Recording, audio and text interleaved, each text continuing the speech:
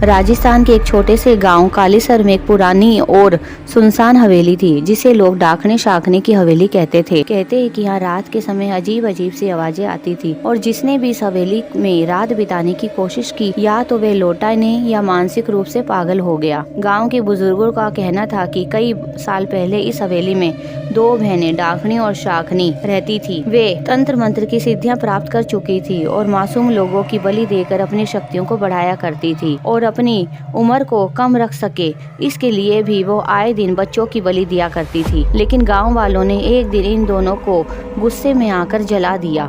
मरने से पहले उन्होंने गांव वालों को श्राप दिया कि जो भी इस हवेली में आएगा उसकी आत्मा उनकी दासी बन जाएगी। चारों दोस्त रवि, करण, सिमी और पायल अपनी कॉलेज की छुट्टियों में घूमने निकले। उन्हें एडवेंचर का बहुत शौक था और जब उन्होंने कालीसर गांव के बारे में सुना कि वहां पर किसी हवेली में डाकने शाकने की आत्मा रहती है तो उन्होंने वहां जाने का फैसला कर लिया।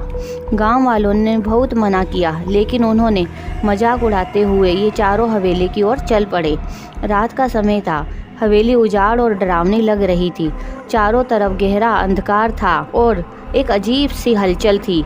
जैसे ही उन्होंने हवेली के अंदर कदम रखा एक अजीब सी ठंडक महसूस हुई। हवेली की दीवारों पर अजीब सी आकृतियां बनने लगी जैसे कोई उन्हें देख रहा हो। सिमी को अचानक ऐसा लगा कि कोई उसके पीछे चल रहा है, लेकिन जब उसने पीछे मुड़कर देखा तो वहाँ कुछ नहीं था। अचानक हवेली का दरवाजा अपने आप बंद हो गया। जैसे ही उन्होंने हवेली में एक पुरानी किताब खोली, हवा में एक डरावनी हंसी गूंज उठी।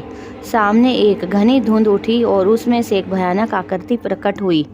लंबे काले बाल, लाल चमकती आंखें और चेहरा उसका जला हुआ था।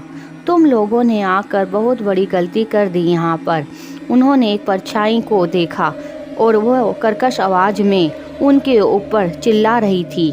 करण ने हिम्मत करके पूछा कि तुम कौन हो? उसने कहा, मैं शाकनी हूँ और अब तुम सब मेरे दास बनोगे। रवि का शरीर अचानक जमीन से ऊपर उठने लगा जैसे कोई उसे अदृश्य हाथों से खींच रहा हो। पायल के गले पर गहरे नाखूनों के निशान उभर कर आए और वे चीखने लगी। हवेली की दीवारें हिलने लगी और चारों दिशाओं में कान को फाड़ देने वाली हंसी गूंजने लगी। सिमी ने एक तांत्रिक विधि याद की जो कि उसने अपनी दादी से सुनी थी। उसने जमीन से कुछ मिट्टी उठाकर मंत्र को पढ़ना शुरू किया, लेकिन अचानक हवेली की दीवारों पर जलती हुई आकृतियां उभर कर आ गई। डाकनी और शाकनी तेजी से चीखने लगी। उन्होंने कहा कि ये मंत्र मत पढ़ो, इससे हमें तकलीफ हो रही है। सिमी ने जल्दी से ही दोस्तों को हवेली से बाहर भागने को कहा, लेकिन जैसे ही वे सब दरवाजे की ओर बढ़े, शाकनी की आत्मा ने अपना विकराल रूप धारण कर लिया। हवेली की छत टूटने लगी। चारों के चारों धूल और धुएं में घिर गए और पूरी हवेली थरथराकर कांपने लगी। अब तो चारों की हालत और भी ज़्यादा खराब हो गई।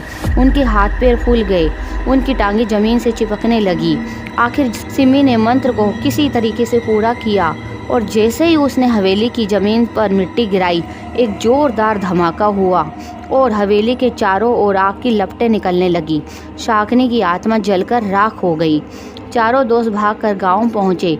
उन्होंने देखा कि हवेली हमेशा के लिए जल चुकी थी, लेकिन जब उन्होंने अपनी कार के शीशे में देखा तो वहां लाल आंखों वाली एक परछाई दिखाई दे रही थी।